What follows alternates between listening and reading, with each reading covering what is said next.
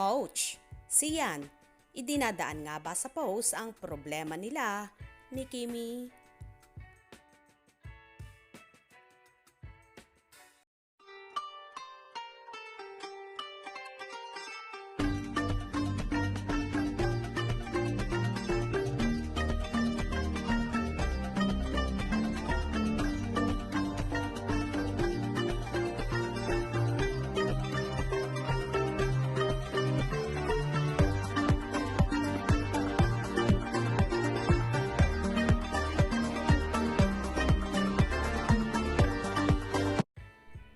Usap-usapan ngayon sa social media at hindi matapos-tapos ang hiwalayan issue kung saan sinasabing ang Kim C ay nakikiuso na rin at napapabalitang hiwalay na.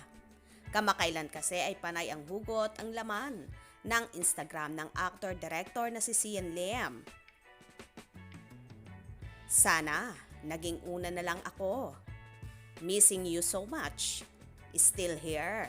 At ang pinakahuli ay ang sakit kung saan sa larawan ay pinakita na napaltos ang kanyang kamay na tila ba nakuha sa pag-gym. Lahat ng mga hugot na ito ng aktor ay ikinukunik nga sa sinasabing hiwalayan ng lovebirds kung saan matagal-tagal na rin silang hindi nakikita na magkasama. Pinabulaanan naman ito kamakailan ni Kim Chiu sa naging Thanksgiving Mediacon ng Linlang na ayon pa sa actress, siguro nalilinlang lang kayo. Okay naman kami ni Z at masaya naman kami. Although nagsalita na si Kim sa Mediacon na yon, pero hindi pa rin kumbinsidong ang iba kung totoo ang sinasabi ni Kimi. Bukod nga sa wala silang posting na magkasama, hindi na rin nagla-like si Sian sa kanyang mga post at kapag nag-post si Sian sa kanyang Instagram ay naka-off ang comment section nito na tila ba ayaw matanong. Totoo kaya bang may gusot sa Kim C? Dati-rati kasi kahit pasabihing sobrang busy ng magkasintahan sa kani-kanilang mga ginagawa, gumagawa pa rin sila ng paraan para magkasama at magkabanding kahit sa madaling panahon lamang.